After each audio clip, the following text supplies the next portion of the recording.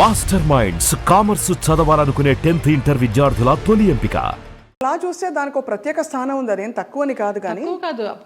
అప్పట్లో పూర్వకాలంలో ఎల్ విజయలక్ష్మి గారు వాళ్ళు ఎంత బాగా చేసేవారు అది. కానీ అది స్వర్ణయుగం. దానికి తగ్గట్టుగా వాళ్ళు అంత ఎలివేట్ అయ్యారు. ఇక కొంచెం కొంచెం రాను రాను వెండి యుగాలు, ఈ రాగి యుగాలు ఇవన్నీ వచ్చేసరికి అప్పుడు వాళ్ళు డాన్సర్స్ చేసిన, వ్యాంప్ చేసిన, హీరోయిన్స్ చేశారు, అన్నీ చేశారు. ఆ డైరెక్టర్స్ అంత క్రియేటివిటీ ఉన్న డైరెక్టర్స్ ఇప్పుడు వాళ్ళు కాదని చెప్పడం లేదు. వాళ్ళు ధైర్యం చేసి అన్ని రకాల క్యారెక్టర్లు ఇచ్చేవారు ఒక ఆర్టిస్ట్కి. గిరిజ గారు మామూలుగా కమెడియన్ చేసి నాగేశ్వరరావు గారి పక్కన హీరోయిన్ చేయలేదా? అలా మా తరానికి వచ్చేసరికి వ్యాంప్ అంటే వ్యాంపే, చెల్లెలంటే చెల్లెలే, అలాగైపోయింది. సరే ఏదో ఒకటి, మనకి కళారంగం మనల్ని ఆదరించింది, అభిమానంగా పిలుస్తున్నారు, మన కుటుంబాన్ని పోషిస్తోంది అనే ఒక సద్బుద్ధితోనూ ఒక మంచితనంతోనే అలా నెట్టుకొచ్చేసారు. గెట్ ఆన్ అవుట్ వచ్చి, అంటే దాదాపు జీవితం నిర్ణయించిన విషయాలని మీరు స్వీకరిస్తూ ఒక నదిలా ప్రవహిస్తూ వచ్చేసారు. అంతే. అది కొంచెం మెచ్యూరిటీ వచ్చిన తర్వాత ఇంకా ఇది కర్మ సిద్ధాంతాన్ని నమ్మడం అలవాటు చేసుకున్న తర్వాత మనకి ఏది ప్రాప్తమో అదే, ఏది రావాలో అదే వస్తుంది, ఎప్పుడు రావాలో అప్పుడే వస్తుంది అన్న తర్వాత మనసుకి చాలా ప్రశాంతంగా హాయిగా ఉంది. ఇంత అందమైన జయలలిత గారు అప్పుడు ఒక అమ్మాయి, అఫ్కోర్స్ నాన్నగారికి పరిచయాలు ఉన్నప్పటికీ కూడా ప్రతి చోటికి నాన్నగారు రాలేరు కదా, మీ రక్షణ మీరు ఎలా చేసుకున్నారు? చుట్టూ ఉంటే మగ ప్రపంచం, అండ్ మగ ప్రపంచం వచ్చి మిమ్మల్ని పలకరించలేదు, ట్రై చేయలేదంటే ఎవరు నమ్మరు. అవును అవును, అంటే అది జగమెరిగిన సత్యం. అలా అని వాళ్ళని ఏం అండలేదు. బట్ ఈ ప్రపంచంలో ఎలా మీరు మిమ్మల్ని మీరు కాపాడుకున్నారు? కాపాడుకున్నాను అంటే కాపాడుకోలేదనే చెప్పాలి. కాపాడుకోలేదు, ఎందుకు అబద్ధం చెప్పడం. పరిస్థితులకు అనుగుణంగా వెళ్ళాను.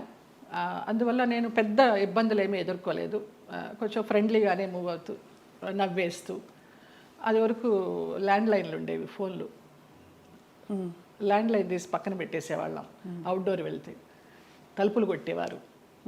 ఒక ఆర్టిస్ట్ అయితే, నువ్వు తలుపు తీస్తావా లేకపోతే నేను ఇక్కడ ఊరేసుకొని చచ్చిపోనా అని అడిగాడు. పెద్ద ఆర్టిస్టా? పెద్ద ఆర్టిస్టే ఒక కాలంలో. అంటే ఎందుకు అడుగుతున్నానంటేనండి, మరి అది వాళ్ళు ఒక బంధం కోరుకున్నారా మీతో, లేక కేవలం బంధం లేదు, ఏం లేదు, బాగుండేదాన్ని, యంగ్లో ఉన్నాను, మంచి పర్సనాలిటీ, వ్యాంప్ క్యారెక్టర్లు వేస్తున్నాను, కూడా అదే అయి ఉండొచ్చు అనే ఒక అపోహ. ఎలా తప్పించుకున్నారు? కొన్ని తప్పించుకున్నాను, కొన్ని తప్పించుకోలేకపోయాను. తప్పలేదు. అంటే మీరు నిర్ణయం తీసుకుని, ఎవరైనా ఒక నిర్ణయం తీసుకుని ఇలా ఉండాలని ఉంటే అది వాళ్ళ ఇష్టం. అది కానీ అయిష్టంగా బలవంతంగా గనక ఏ పరిస్థితిలోకి వెళ్ళినా కూడా అది బడి కావచ్చు, ఇంకోటి కావచ్చు, ఇటువంటి ఒక చాలా కష్టం కదండి. ఒకసారి అలాగే ఒక డైరెక్టర్ని రిజెక్ట్ చేశాను అనేసి అతను ఆ క్యారెక్టర్ కట్ చేసి పంపించేశారు. పర్లేదు అనుకున్నాను. అలా కూడా జరిగిన సందర్భాలు. ఆ రోజుల్లో ఎలా ఉండేది జయలలిత గారు మీకు? అంటే మనసులో ఇలా జరుగుతోందని ముందే తెలుసా? వాళ్ళు తలుపులు కొట్టేటప్పుడు భయం వేసేదా, లేకపోతే తెలుసు ఎలా తప్పించుకోవాలనే ఆలోచన తప్పించి ఆ భయాలు అవేమీ లేవు. తలుపులు బద్దలు కట్టలేరు. మన్నాడు ఏమన్నా అడిగినప్పుడు ఏదో దాటేస్తాం, ఏదో ఒక రీజన్ చెప్తాం. అవునా, నిద్ర పట్టేసింది, ఫోన్ వినిపించలేదనో, తలుపు చప్పుడు వినిపించలేదనో, ఇలాగే మేనేజ్ చేసుకుంటూ కొన్ని తప్పించుకుంటూ, కొన్ని తప్పించుకోలేక, కొన్ని తప్పనిసరిగా. కష్టం, చాలా కష్టం. అయితే కష్టమని అనుకోలేదు. అంటే ఒకసారి పోయినా 100 సార్లు పోయినా పోయింది అంతే. ఇక మనకేం అది ఫీలింగ్ ఉండదు. అంటే కరెక్టేలేండి మీరు అన్నట్టు. అంటే ఆ టైంకి మీరు ప్రాక్టికల్గా సమాధాన పడిపోయారు అంతే. దానికి అంతే. ఒకటే ఏమో, నా వాళ్ళు బాగుండాలి. ఎలాగో వచ్చాను, నేను చెడిపోతే చెడిపోయాను, నా వాళ్ళు బాగుండాలి, అంతే. ఆ మంచి మనసుతోనే వచ్చాను కాబట్టి ఇప్పటికీ నన్ను భగవంతుడు ఈ రకంగా చూస్తున్నాడు 40 years ఇండస్ట్రీలో అని ఒక నమ్మకం. ఇప్పుడు అందరూ బాగున్నారు. చాలా సున్నితమైన ఒక ప్రశ్న అండి, ఇది అడగచ్చు అడగకూడదు, కానీ ఈ సోకాల్డ్ ప్రముఖులు వాళ్ళు వీళ్ళు మిమ్మల్ని ఇలాగా ఇబ్బంది పెట్టి, సరే వాటెవర్ ట్రై చేసి అది బలవంతంగా మీరు తలొగ్గినప్పుడు గౌరవం ఉంటుందా, లేకపోతే కేవలం జస్ట్ వాళ్ళ వాళ్ళ వాళ్ళ ఇంకా పైశాచికత్వం? కానీ పైశాచికత్వం ఏమీ ఉండదు, గౌరవం ఉండదమ్మా. Just matter of fact, need అంతే. రెండు ఉండవు, అది మరీ పీక్ ఉండదు. కానీ అంటే ఎందుకు అడుగుతున్నానంటేనండి, ఆ టైంలో వాళ్ళ ప్రవర్తన కూడా ఒక ఒక ఒక గాయం చేస్తుంది కదా మనసులో. అట్లా నేను అబద్ధం చెప్పకూడదు, ఎవరు అలాగ ప్రవర్తించలేదు. ఎవరు అలా ప్రవర్తించలేదు. పైశాచికము లేదు, ప్రేమ లేదు. ప్రేమ అసలు ఉండదు. ఒప్పుకొని వెళ్ళాము అంతవరకు. వాళ్ళ నీడ్ అయిపోయింది, వచ్చాము. తర్వాత ఎలా ఉండేవారు వీళ్ళందరూ?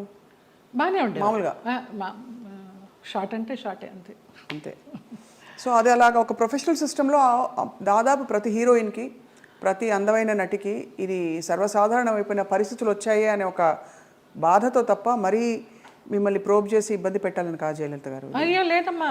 ఎందుకు అది నామ్ అయిపోవాలి, ఎందుకు ఒక ఒక ఒక బెంచ్ మార్క్ అయిపోవాలి అని అంటే, మనం ఈరోజు అనేక కమిటీలు పెట్టడాలు, ఇండస్ట్రీ ఇతర వర్క్ ప్లేసెస్లో వేధింపుల కమిటీ ఉండాలని చెప్పి, అంటే వేధింపులని వ్యతిరేకించే కమిటీలు. బై గాడ్స్ గ్రేస్ మాకు అట్లాంటి వేధింపులు ఏం లేవు, కానీ తప్పలేదు. అంటే అది కరెక్టే, అంటే వేధింపులు లేకపోయినా ఒక పాయింట్లో మీరు ఎస్ చెప్పకపోతే మీకు అవకాశాలు తగ్గిస్తాం అన్నది ఒక వేధింపే కదా. అవును అవును. అంటే మీకు టాలెంట్ ఉండి కూడా చెప్పాను కదా, ఒక డైరెక్టర్ పంపించేశారు సుగం క్యారెక్టర్ అయిన తర్వాత అనేసి. ఆ పేరు నేను అడగను, ఎందుకంటే మిమ్మల్ని ఇబ్బంది పెట్టను. వారు గనక ఇంకా ఉండుంటే గనక ఇంకా ఇబ్బంది పెట్టను. లేరు, పోయినారు. పోయినారా? Okay. Malayalam director. Okay okay. Telugu ఇండస్ట్రీలో బాగానే పోనీ మన ఇంటి పిల్ల అని ఏమన్నా హక్కును చేర్చుకున్నారా మిమ్మల్ని? ఇక్కడ కూడా ఇదేనా? హక్కున చేర్చుకోలేదు, చీకొట్టలేదు. రైట్. అదే సమయంలో మీరు గాఢమైన ప్రేమలో పడ్డారు కదా? అవునమ్మా. మలయాళం డైరెక్టర్. అది కూడా ఎలా పడాల్సి వచ్చిందంటే, నేను డేట్స్ ఇచ్చినప్పుడు నాన్న నాకు తెలియకుండా వేరే క్రాస్ బెల్ట్ మణి అని మన హీరోయిన్ మీనా వాళ్ళ మేనమామ, ఆయన కూడా ఒక కాలంలో ఒక ఈ సి గ్రేడ్ టైప్ ఆఫ్ మూవీస్కి మంచి పెట్టింది పేరు ఆయన. నేను చేసే సినిమాలు కూడా సి గ్రేడ్ సినిమాలే అప్పుడు, బీసీ గ్రేడ్. మీరు అంత ఓపెన్గా సి గ్రేడ్ సినిమాలు చేశానని చెప్తున్నారు కదా, అది ముచ్చటేసం చూసి ఎంత నిజాయితీగా చెప్తున్నారని చెప్పండి మ్యామ్. ఆ టైంలో నాన్న వాళ్ళకి ఇచ్చారు, నేను వీళ్ళకి ఇచ్చాను. అప్పుడు ఆ లొకేషన్కి వచ్చి ఆయన రౌడీయిజం చేయపోయినారు, క్రాస్ బెల్ట్ మని. అప్పుడు నేను భయపడి ఏడుస్తుంటే నన్ను ఒక రూమ్లో ఉంచి, నీకెందుకు, నేను ఉన్నాను కదా, నేను సమాధానం చెప్పి పంపిస్తాను, వాళ్ళు మాకు చుట్టాలి అన్నట్టుగా అలాగే పంపించేసరికి, అబ్బా నా లైఫ్ని సేవ్ చేసి అతను దొరికాడు అన్నట్టుగా బ్లైండ్గా పడిపోయిన ప్రేమలో. ఆ తర్వాత బ్రహ్మానందం గారి డైలాగ్ లాగా ప్రేమించింది తర్వాత ప్రేమించాల్సి వచ్చింది అన్నట్టుగా కొంచెం కొంచెం తెలుస్తుంది అతని గురించి 7 yearsలో. అయినా కూడా ఏదో మొహమాటం లాగా కమిట్ అయిపోయినాం అన్నట్టుగా చేస్తూ వచ్చాను. అందరూ చెప్తూ వచ్చారు, పెద్ద జెన్యూన్ కాదు, చూసుకో అనేసి. ఇక లాస్ట్గా అతను కూడా బ్లడ్తో లెటర్స్ రాసేసి, ఒక మన ఇప్పుడు ఆ హాట్ డ్రింక్స్ అవి తాగుతారు కదా, మన విస్కీ తాగే ఒక బాటిల్ లాంటి దానిలో, అది విస్కీనో మరి బ్రాందీనో తెలియదు, అందులో పాయిజన్ పోసుకుని తాగుతాను, ఇంటి ముందరకు వచ్చేసి చచ్చిపోతానని అంటే, ఇంకా అందరికీ ఇంట్లో వాళ్ళకి ఇష్టం లేకుండానే బలవంతంగా నేనే నగలు కొనుక్కొని, నేనే పెళ్లి బట్టలు కొనుక్కొని, జయకృష్ణ గారు కొనిచ్చారు పెళ్లి బట్టలు. అలాగా కేరళ వెళ్ళిపోయి చూడటానికి రమ్మ కొచ్చిన్లో, చాలా మహిమగల అమ్మవారు, అక్కడ మ్యారేజ్ చేసుకున్నాం. అప్పుడు ఇంట్లో వాళ్ళందరూ ఇంకా నామకే వస్తే వచ్చి అక్షంతలు వేసి భోంచేసేసి వెళ్ళిపోయారు. ఆయన కాపురానికి పంపించడానికి ఎవరు నాకు కూడా ఉండడం కానీ ఏమీ లేదు. నా అంతటి నేనే చేసుకుని, నా అంతటి నేనే వెళ్ళి, నా అంతటి నేనే వచ్చా బ్యాక్ టు పెవిలియన్. ఆ టైంలో జయలలిత గారు ఆయనకి మళ్ళీ, అంటే ఆయనకి మొదటి పెళ్ళే కదా ఆయనకి ఇద్దరికి, అంటే మీకు కాలేదు, వివాహం కాలేదు, బట్ ఆయనకు కూడా ఏమి. అవును. బట్ ఏ ఇబ్బందులు వచ్చాయి మీ ఇద్దరు మధ్య? డబ్బు, వాళ్ళకి అప్పులు ఎక్కువైపోయినాయి, చాలా విపరీతమైన లావిష్నెస్ వాళ్ళకి. నేను మంచి 3 shift చేస్తూ ఉన్నాను ఆ టైంలో. నా నగలన్నీ అమ్మేసుకున్నారో తాకట్టు పెట్టుకున్నారో తెలీదు. సినిమాలకు వచ్చిన డబ్బంతా కూడా వాళ్ళే తీసుకునేవాళ్ళు, అమ్మ నాన్నకి ఇవ్వద్దనేవారు.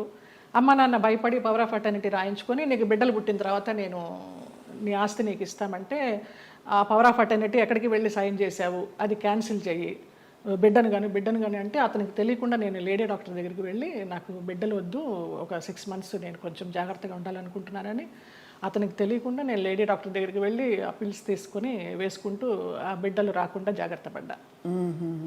ఇక ఆ తర్వాత 3 monthsకి గొడవలు, 6 months నుంచి కొట్టుళ్ళు, యాసిడ్లు పోస్తాను అనడాలు, గదిలో బంధించడాలు, ఇవన్నీ అయిన తర్వాత ఏడుస్తూ పడుకుని ఉంటే, అతను నన్ను చంపడానికి అంబాసిడర్ కారులో తీసుకెళ్తున్నాడు. మా ఆయన ఎవరైతే ఉన్నారో ఎక్స్ హస్బెండ్, నిలువెత్తు బాబా. ఫస్ట్ టైం నేను కాషాయ వస్త్రాల్లో అంబాసిడర్ కారు ఇలా ఆపి నేను కూర్చున్న వైపు డోర్ తీసి నన్ను గబగబగా లాక్కెళ్ళారు. ఆ మన్నాడు పరుచూరు గోపాలకృష్ణ గారు, చలపతిరావు గారు వీళ్ళంతా మన విరుగంబాకం పోలీస్ స్టేషన్కి ఫోన్ చేసి ఇలాగ మా అమ్మాయి అపాయకరమైన పరిస్థితిలో ఉంది, మీరు వెళ్ళి ఆ అమ్మాయిని బయటికి తీసుకురావాలని చెప్పి అలా ఇంటికి తీసుకొచ్చారు నన్ను. ఆ బాబా సంఘటన అలా జరగడం, ఇక్కడ పరుచూరు గోపాలకృష్ణ గారు, చలపతిరావు గారు ఇలా సహకరించడం అంత యాదృచ్ఛికం. అంటే ఎవరో ఒకళ్ళు భగవంతుడు పంపిస్తాడు కదా. అంతే, ఆయన రాడుగా నేరుగా. అంటే మనసు పెట్టి మీరు ఇష్టపడి అన్ని వదులుకుని ఎవరు లేకుండా మీరు వెళ్ళి చేసుకున్న పెద్ద స్టేట్మెంట్స్ ఇచ్చేసి కళ్యాణం వచ్చిన ఆగదనేసి అందరూ అనేవారు, దొంగోళ్ళు బట్టి ముఖంలా ఉన్నాడు, ఎలా నచ్చాడు నీకు, ఎలా నమ్మావే అనేసి. అంటే మీకు ఆ టైంలో మీరు గాయపడిన మీకు అదే ఆయనే రక్షణ ఇచ్చాడు. ఎందుకంటే అంత ముందందరూ వచ్చిన వాళ్ళందరూ మీతో మిస్బిహేవ్ చేసిన వాళ్ళు, మీకు ఇబ్బంది పెట్టి మిమ్మల్ని ఏదో ఒకటి రాబట్టారు. సో ఇతను ఏదో ఇస్తారనుకుని మీరు తప్పలేదండి. అంటే నమ్మకపోతే జీవితం ఎందుకండి. ఇంపార్టెంట్ విషయం, మీరు నమ్మి దెబ్బ తగిలినా కూడా ఆ గాయం ఎక్కువ ఇది కాకుండా భగవంతుడు వచ్చి మిమ్మల్ని కాపాడు. నిజంగా తర్వాత అతను రమ్యకృష్ణతో నీలాంబరి సినిమా చేశాడు కన్నడలో. ఇంకేదో మూవీ చేస్తున్నప్పుడు యాక్సిడెంట్ అయ్యి పడిపోతే ఈ నడుము దగ్గర నుంచి చచ్చుబడిపోతే నాకు మళ్ళీ అతను లైన్లోకి వస్తే నేను నెలకి మెడిసిన్స్కి 5,000 రూపాయలు పంపించేదాన్ని అతనికి. జాలి అవసరమా ఏమో తెలీదు, ఇంకా రుణానుబంధం ఉందనుకుంటా అనేసి. చాలా సంవత్సరాలకి అది. ఒక పాప పుట్టింది అతనికి, వేరే పెళ్లి చేసుకుని. ఆ పాపకి ఇప్పుడు లేదు, నేను చాలా ఒక 4-5 ఇయర్స్ అయిపోయింది టచ్ లేకుండా. 13 సంవత్సరాలు ఎప్పుడో దాని పుట్టినరోజు అని అది ఇది అంటే ఇక్కడి నుంచి ఏమైనా పంపించేదాన్ని. ఆ పిల్ల అడిగేదంటే ఎవరు పంపించారు నాన్న అని. బాబా పంపించారమ్మా అనేవాడంట. బాబాగారు భక్తులా మీరు మొదటి నుంచి? నాకు రమాప్రభమ్మ పరిచయం చేసింది బాబా గారిని ధవళేశ్వరంలో, నల్లబాబా. స్వతంత్ర భారతం అని మన నారాయణమూర్తి గారి సినిమాకి వెళ్ళినప్పుడు ఎందుకో గ్యాప్ వచ్చింది, నీకు ఒక బాబాని చూపిస్తారా అనేసి తీసుకెళ్లారు ధవళేశ్వరం.